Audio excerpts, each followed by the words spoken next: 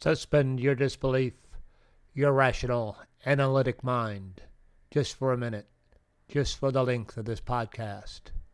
What if all I am about to tell you is the truth?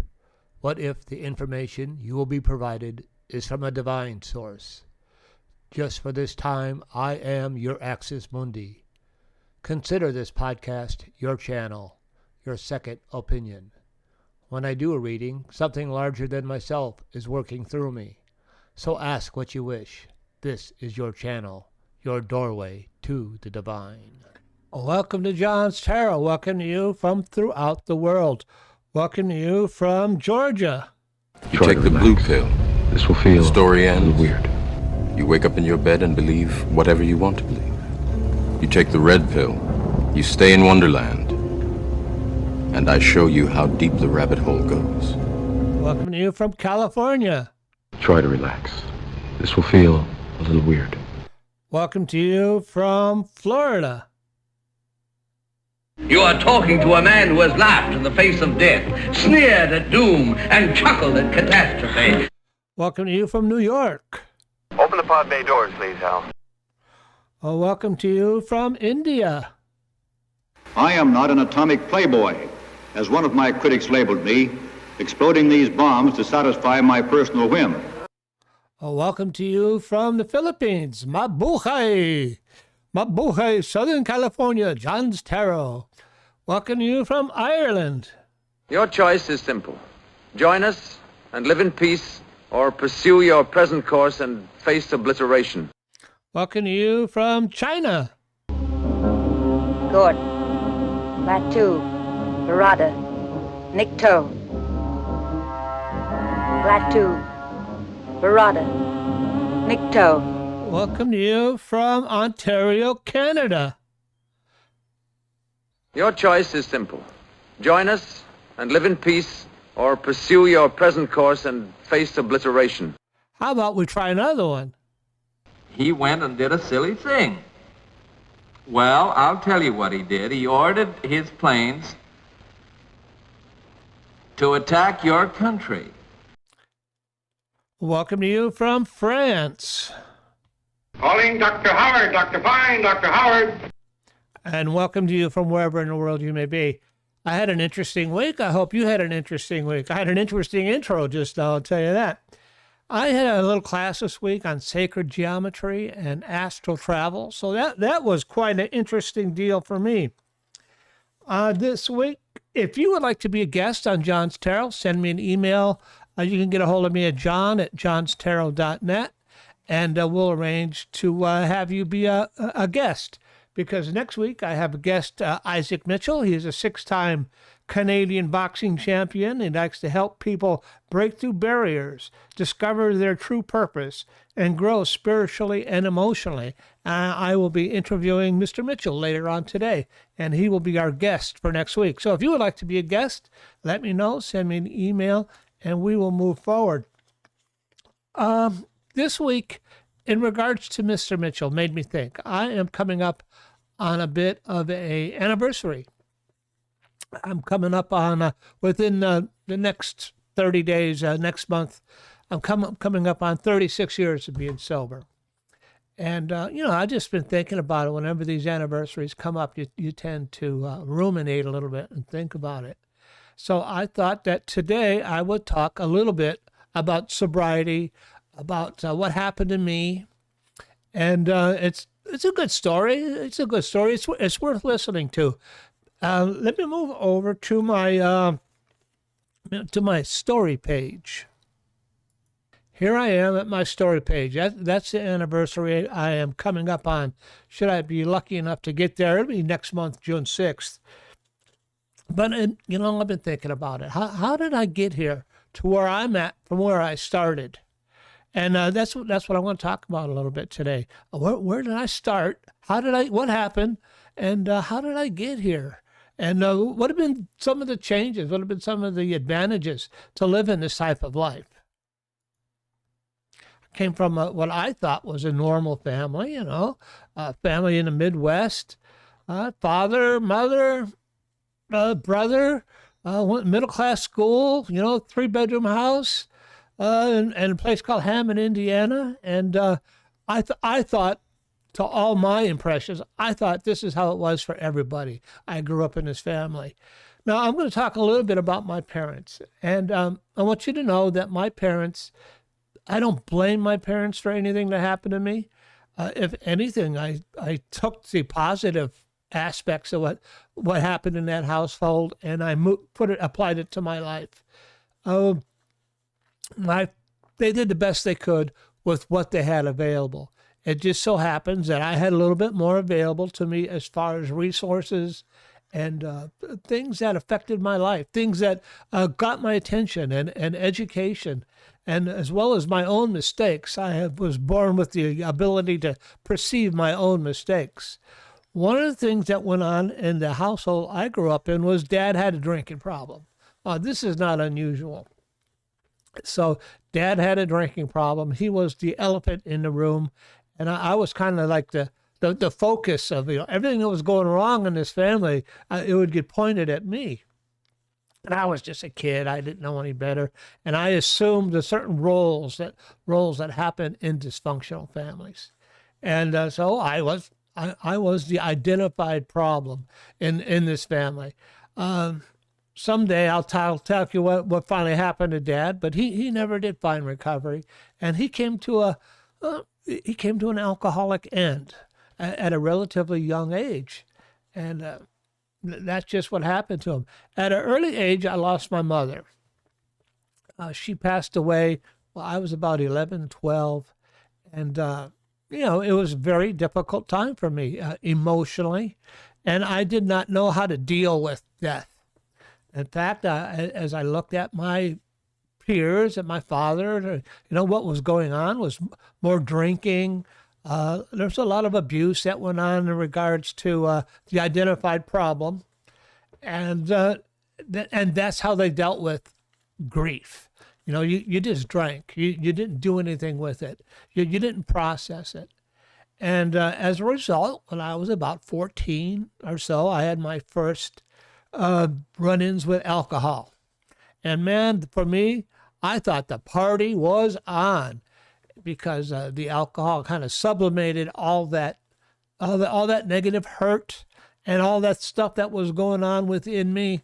Now, the problem with doing that is that I didn't process any of the grief. I didn't learn how to properly deal with problems. I just sublimated it with alcohol, and I didn't understand the alcoholic problem. And that part of that alcoholic problem was, so this was an unhealthy learned behavior. I thought it was just all going to be one big party, and I did not perceive the consequences. As a result, I didn't pursue any education as a young person. I joined the Navy. I didn't do anything with that opportunity, and it was not a pretty sight. You see all these girls in the background. My life was, I thought it was one big party, but coming up to the end of my drinking, it was not a party. It was not fun anymore. I couldn't hang on to jobs. I was pretty much unemployable. I had periods of homelessness, and I'm looking for a solution. Essentially, I'm looking for a solution. What is the problem here? And I didn't understand that I was the problem. I tried going back to the church, a Christian church, and for me personally, I found no power in there to change. I really didn't, and I still didn't understand what the problem was. I made confession, and I would just go and attend mass, and I would just repeat the same behaviors over and over again, and I would just, for whatever reason, my path, it wasn't getting there. I had a friend at that time who was involved with Buddhism, and she was a girlfriend, and she was involved with Buddhism. And I says, well, what is that? What happens there? What's involved with that? And she took me. She was kind of reticent at first, but she took me to one of their meetings, and then I got involved with a Nichiren sect of Buddhism. And where there's some chanting, and there's some meditation, chanting actually as a form of meditation. And I got involved with this form of Buddhism. And I remember they told me I could chant for anything I wanted. I've talked about this before. The first thing I chanted for, I had a place I was living at there in San Clemente, and I was supposed to be groundskeeper, and I was supposed to be paying like $300 a month rent on this little one-bedroom studio I had there. And I wasn't even making it. I wasn't even making the rent, $300 a month at that time. This is now 36 years ago.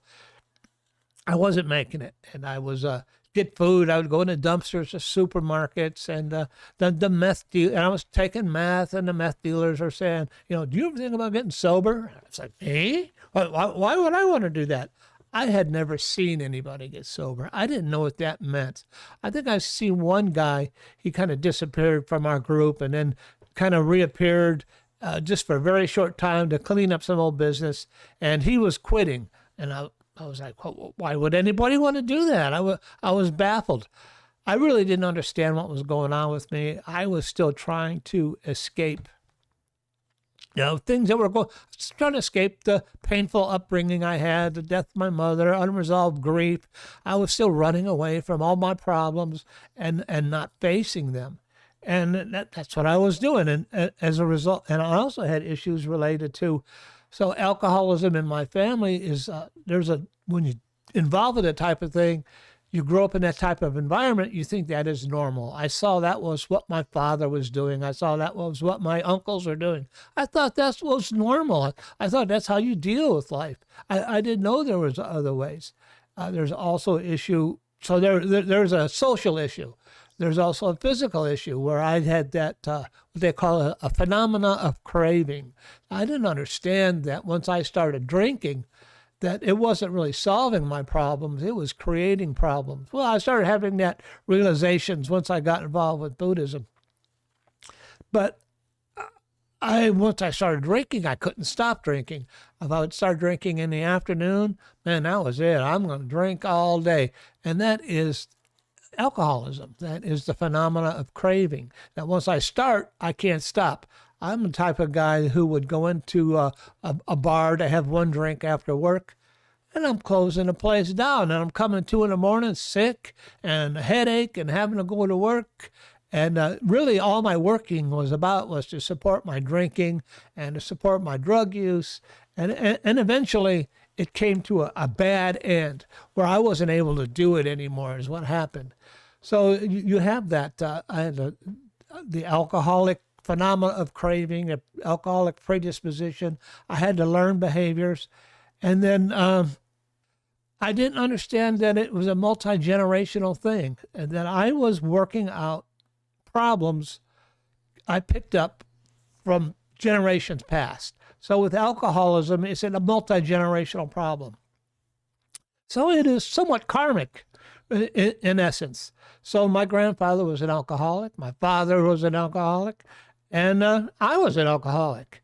And I was, of course, in total denial. I just thought, well, I'm not an alcoholic. I just very social. I was extremely social. That was the problem. And when you're a multi-generational alcoholic, this is the behaviors my father learned from his father. No doubt my grandfather learned these behaviors from the people who were bringing him up. And he had unresolved issues that he passed on to my father. My father had unresolved issues, which they passed on to me. And I didn't understand that. And for me, those unresolved issues really came to a crisis point when I was about 30 or so, and I'm looking around, and and my life is just terrible. My life is just terrible. I can't hold a job. I feel emotionally tore up. I'm now involved with the Buddhism, and I'm looking at myself, and I'm looking at myself, and I'm taking my own inventory. And why don't I have a happy family? Why don't I have a home? Why don't I have a career? What's going on? Why can't I put these things together? And it was because of this multi-generational problem that I've been handed. And I didn't understand the games I was playing. I thought this was going to make me feel better, but instead, And I was looking for something to take away that pain, certainly that grief. As a child, the loss of my mother, which I never dealt with. And I'm looking for happiness, and it was all a lie. There's no happiness there. There's no resolution to grief. There's no happiness. It was all a lie. I was sold a lie. I bought a lie. I don't know if I was sold it or not, but I bought into the lie. And I needed to change. And I needed to break the cycle. During this period of time, I also encountered the I Ching. And what the heck? You have traveled a weird path. I certainly have. And the I Ching is a oracle. I've talked about it before, and it will answer your questions. It comes from about the third century BC, maybe older, some shamanistic practices in China. And it is a book of wisdom, and you can ask it questions, and it will answer your questions. So between the Buddhism and the I Ching, and taking a look at my life and realizing that one of my big realizations was that I was creating more pain with my actions than I was originally trying to escape. I was causing more problems than I was resolving. And I just didn't want to live like that anymore. I remember I needed to break that cycle. And I needed to find sobriety. And what I finally did, and I really didn't, I'd never known anybody get sober. I didn't know what that was going to take. I just knew that whatever it took, I was willing to do that. I did a prayer to my higher power at the time. It was that Buddhist higher power. And the prayer went something like, I'm willing to do whatever it takes. I don't want to live like this anymore. Actually, I was partially suicidal. I think I was so crazy. And I'm willing to do whatever. Actually, I had actually contemplated suicide, but thought I would just screw that up because I had screwed up everything else in my life.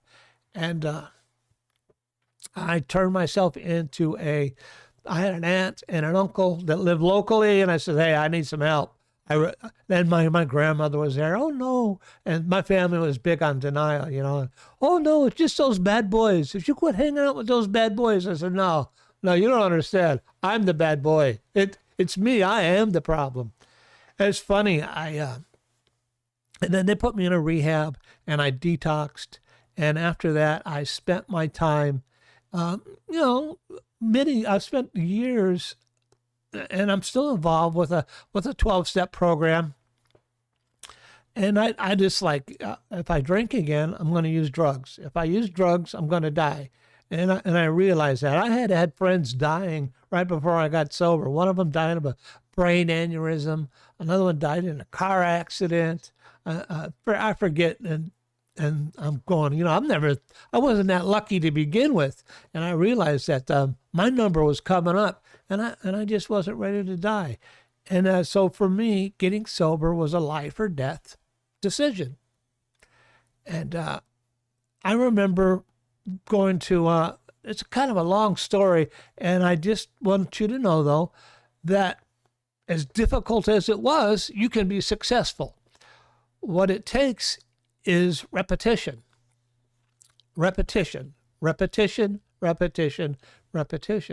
And I would daily go to these 12-step meetings, and that really became my life. And I realized, though, that I was up against something that was going to take my life. I was playing a game I didn't know all the rules to. I had a disease, alcoholism, that was going to kill me, and I wanted to know. I wanted to know the rules of this game, just like I wanted to, and education is the key to success. And I really took that seriously. I educated myself on the disease. And I'm not here to do education for you. I'm just telling you my story. I educated myself on the disease, on the recovery process, on the problems it caused, and really, that was huge. And somewhere in there, I realized, though, that, and I'll come back to the education, I realized that the problem was my thinking as much as my drinking. I remember I was reading one of the recommended books of this 12-step program, and I was reading my behavior. I could see it was clearly they discussing behavior of an alcoholic. And I'm reading the book, so. And then I realized this book was written by crazy people for crazy people. If you're a crazy person, if you're reading this book and you're identifying, you're a crazy person. And I went, oh my God, I'm in trouble, because everything I thought that I wanted to do would probably kill me. Everything I didn't want to do, I wouldn't consider, that's probably what I needed to do. And how would I know the difference? So my choice was to stay involved with, I stayed involved with the Buddhists for many years, and I stayed involved with this 12-step program. And I want to tell you, it made a big difference, because where else are you going to learn? Who else knows how to get sober? You're not going to learn how to overcome your personal issues without alcohol by hanging out in a bar. I mean, your friends there, they'll tell you a lot of stuff, but they don't know what they're talking about. You want to learn how to fly an airplane, you hang out with airline pilots. You want to learn how to be a sober alcoholic, you hang out with sober alcoholics, and you do what they do. I said, okay, that made sense to me. So that's what I did. And all these years later, I'm still sober. And as a result, I didn't die. And I've had some, life events. So life hasn't all been what they say, the ice cream and orgasms. And I've had some tough times. And I've had to resolve a lot of issues. Now, I went back to school, and eventually I went into nursing. I went back to school the first time, and I learned to be it was a associate program on being a drug and alcohol counselor. It's more of a social worker type program. In my look, as part of a search in sobriety, you have to do, what am I going to do with my time? What am I going to do with my energy, my time left on this earth? And I thought about it, and I asked the I Ching, and the I Ching answered me in a roundabout way. It told me that, in a search for a career, you got to think about what's important to you. Okay, what's important to me is that I make a little bit of a difference with my life as a result of being here. You also have to look at, what are you good at? And my first 6-7 years in sobriety, I was trying different jobs, this and that. What am I good at? It turns out I'm good at working with people. I'm good with science. But I had to figure that out for myself a little later in life. And then you have to do, the I Ching says, what resources are available to you given your circumstances? What was available to me given my circumstances was a local community college. And at first I did the associate in, drug and alcohol studies, social services. I forget the name of the degree. And then I knew though, I saw the nursing students, and I know. The first associate degree was just teaching me how to learn. And I knew I was going to have to go back and do the nursing program. And that's what I did. And I've spent the last, how many years, since 2020, working as a nurse at a local hospital. And as part of the disease of alcoholism, you have low self-esteem. So I have spent the last 25 years doing esteemable acts. So that's how you change low self-esteem. You perform esteemable acts. So I help people. I've made a difference in my community.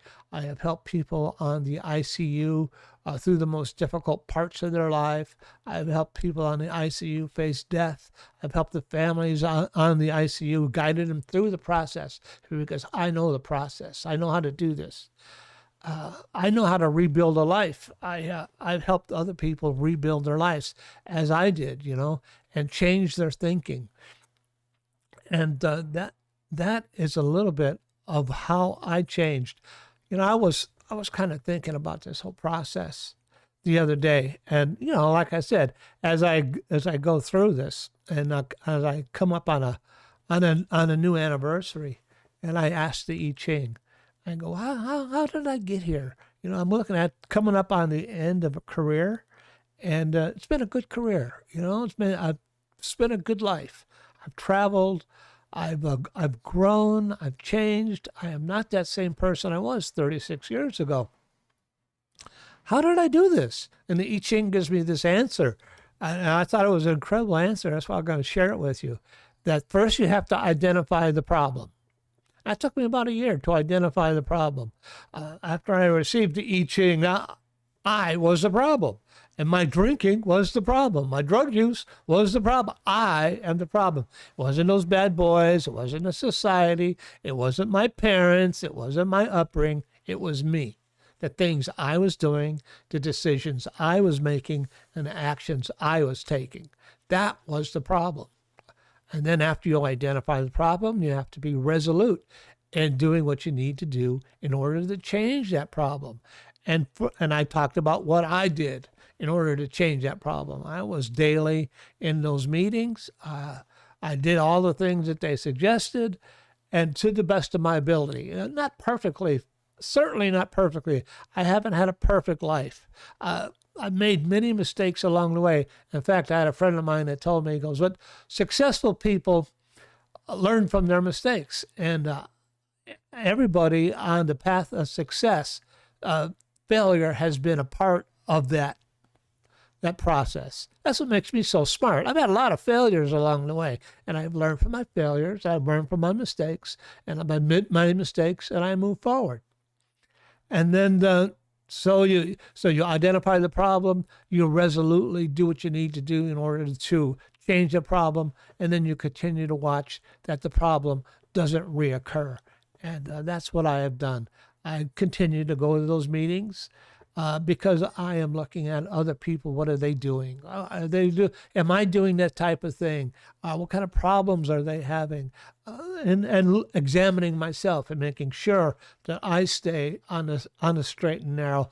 I often think that meetings is like going to it's like a professional baseball player going into the batter's box. You go in there to sharpen your skills. So I continue to sharpen my skills and to do the things necessary. Now, I know many people who, and I was this way, who will spend their life there in that community. And I was doing that, and I was quite happy there. I was really quite happy there. Then I decided to do the nursing thing, and that just took up a lot more of my time, and that's just the way it is. But those meetings have always been a part. It's just not my entire life at this time. It is a part of my life. It's an important part of my life, but it's not my whole life. For many people, that is their whole life. They'll do this they'll go to daily attendance. I just can't do daily attendance. I have other things in my life that I do that are important and that I've been lucky enough to be able to do. It was a fun part of my life. I wish I could do that every day. In fact, I'm coming up to retirement, and probably about another year, maybe I'll retire from full-time nursing, and that will be I'll fill in the empty parts of my life with those meetings and with those activities and being a part of that community. So I have something to do when I retire. So if you are having problems with this, with the drugs and alcohol, I'd be happy to help you with it. You can send me an email. I'll be happy to give you some referrals. I'll be happy to help you. Be happy to do a free reading for you. The tarot and the psychic things came along with sobriety. I think my family. I asked the I Ching and I've asked the tarot. How did this tarot thing come about with me? And I've had these abilities my whole life. They go back in my family heritage. My mother probably had them. She didn't live long enough to be able to experience them and to explore them. I wasn't able to really start. They didn't really come out with me until a little later in life, and until I was ready to deal with it. So they came out later in life. I'm ready to deal with it. My ancestors, it wasn't always safe to have these types of abilities to read tarot cards and I Ching. In fact, it was a very dangerous thing to be engaged in. You can get burned at the stake. So my ancestors sublimated these abilities with alcohol, Christianity, with Catholicism, where we don't look at that, we don't do that, and I stuffed it down, and it just in me it came out, and that's how it is. So that is a little bit of my story. I hope you enjoyed my weird little story, and we will move over to the tarot cards. Let's see what we're going to do for tarot this week. So let's switch over to my tarot deck. My ability to read tarot is a gift. It's an expression of divine love. And I'm here to share it with you in that same spirit. And I'm just going to use the standard Rider-Waite deck. I'm going to go ahead and use the electronic deck today. And I'll throw some runes on it. What kind of questions should I ask? If you have questions for the tarot, you send me an email and we'll do a little quick tarot reading for you. If you need more of a reading this time, we'll make an appointment. You make an appointment with me, and we'll go ahead and set up a time, and I'll send you a link, and we do it online. Distance is no barrier to this ability. I've done readings for people in Belgium. I've done readings for people all over the world, and they've been accurate. So, what kind of questions should I ask today? What I've always found that the universe is very supportive of recovery. How would somebody, how in recovery, how would somebody decide if the universe is supportive of their recovery? That's my question. It's a weird little question, but that's my question for today. How would somebody decide if the universe is supportive of their recovery? And my first card is the moon. That's a very appropriate card. My second card, is the Eight of Cups. These are so appropriate. And then the third card is the Strength card. All right, let's throw a couple of runes on there. How would anybody know if the universe is supportive of their recovery? And the universe is always supportive of recovery. For the moon, the Eight of Cups and the Strength card. For the moon, algas. How appropriate. For the second one, for the Eight of Cups, rune is Tiwaz. And for the third card, the Strength card, the rune is Bayu. These are all very good. These are a relatively easy one to do, too. So, sobriety is going to be a journey. You see the moon, you see a crab coming up out of the water, you see the dog, wildness and tame dog, and then the moon is in the background, and you see the two towers, the Temple of Solomon, and you're gonna take a journey. The problem with the journey of sobriety is it's darkly lit, and although it is illuminated by the people. So the moon is about that journey, a darkly lit journey. You're going to go on a journey if you're going to get sober and you're going to get clean. It's a journey into the unknown. It's dimly lit. You really don't know what's ahead of you, but you know I know from my own personal experience, I knew what was ahead of me if I kept on going the way I was going. As far as sobriety goes, you don't know what's ahead of you. That's what this means by the journey is dimly lit. I didn't, so it was kind of an adventure. If I kept on going the way I was going to die. And that's what was ahead of me there. So it's been a journey for me, it's been a journey of discovery, a journey of adventure, and been good times and bad times, but I haven't regretted any of the times. So the moon, it's a journey, and it can be scary. It can be frightening, especially as you look at yourself and you look at your thinking and you look at your behavior, and maybe you look at the people you have harmed, and all those things are going to have to be dealt with. So it's a scary journey, but it is a doable journey. And an Alga's, the rune has to do with the hunter, the hunt. And that's the rune of the antlers is the rune of the elk, right? So you're on the hunt, you're on a journey, but you're not to be afraid of the journey. You're not to be afraid of what lies ahead of you. This journey is definitely going to be supported by the universe. Yes, you're going to have some problems, but you won't be harmed by these problems. That was the biggest thing I learned about too. I had problems. I had things I had to fix, one problem after another. But I wasn't hurt by doing any of this. It was a hassle, and it was disappointment, and it was fear. But I wasn't hurt by any of it. And on this journey of sobriety, you won't be hurt by any of the things you have to face. And then the Eight of Cups is a card of you see a guy there walking away with the Eight of Cups. So you're walking away from the material.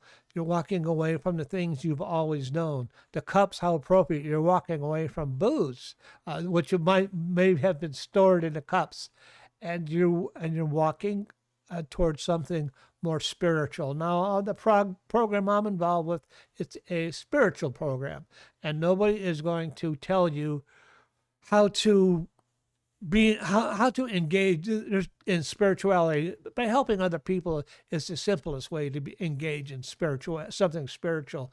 Engage in, be involved with something bigger than yourself. That is for you to decide. That is for you to work out as part of your decision and your journey in life. It's possible without being a Christian. I am an attestament to that fact. So you're walking away from your cups, you're walking away from the booze, you're walking away from materialism, you're walking away from the things you've always known into a new life, into something spiritual. And then the rune, Tiwaz, is the rune of a warrior, the warrior's path. You got to have some backbone. This is not a journey for wussies. It's a tough journey. If it was an easy journey, everybody would do it. It's a tough journey, but you have the ability to do it. And you will have the support of the universe as you walk through this and face your fears and face your problems. And sometimes Tiwaz means that you know that the universe is going to support this change, but you have to wait for the solutions to your problems to appear. And that is sometimes the most difficult part of moving forward. You want to move forward with all your old solutions, when the wise thing to do is to listen. They have these people called sponsors, to take your sponsor's advice. I had my sponsors, and I had the I Ching to ask questions to, and to wait for the solutions and the answers to my questions to appear. And that is also part of the rune of Tiwaz. And that is probably sometimes the most difficult part of recovery, is waiting for the answers to appear. And then the final card is Strength. And the Strength card, you see a woman patting a lion, and that has to do with ego and controlling our ego. As an active person who is active in addiction or active in alcoholism, man, we have ego problems, which just doesn't mean you think you're better than everybody, just that you think about yourself all the time. So, but also it means, sometimes it means, ego, I don't need any help. I can do this on my own. And you're willing to go ahead and do that on your own if that's what you choose to do. But the Strength card has to do with making friends with that ego. And the ego isn't always bad. Ego is that thing that makes you get up in the morning and take a shower and shave and look good and do your best. And you have to make friends with that ego. You have to make you'll never get rid of ego altogether, but you're going to have to learn how to form a relationship with that ego and how to use it to your best advantage. And then the final rune is Feu. Feu has to do with wealth. Transferable wealth, and sobriety is a transferable wealth. It is something that you're going to take with you no matter where you go, and that you could share with others. And it's a funny thing about this, the wealth of sobriety, is the more you share it, the more you give it away, the better it becomes, the more you get. So that is going to be my little reading on sobriety for this week. So for this week, I want you all to... Goodbye, Professor Marvel, and thanks a lot! It's my pleasure. I hope you enjoyed this little special this week on overcoming the obstacle of addiction and my experience with it. I remember you can contact me at any time in regards to your own issues, and I'll be glad to help you as much as I can. For next week, we have Mr. Mitchell, and he's going to talk about how Isaac Mitchell, how he overcome obstacles and his way forward. And so remember, until next week, have faith, find courage, and I will see you all next week. Okay, have a great week, everybody. I'll see you then.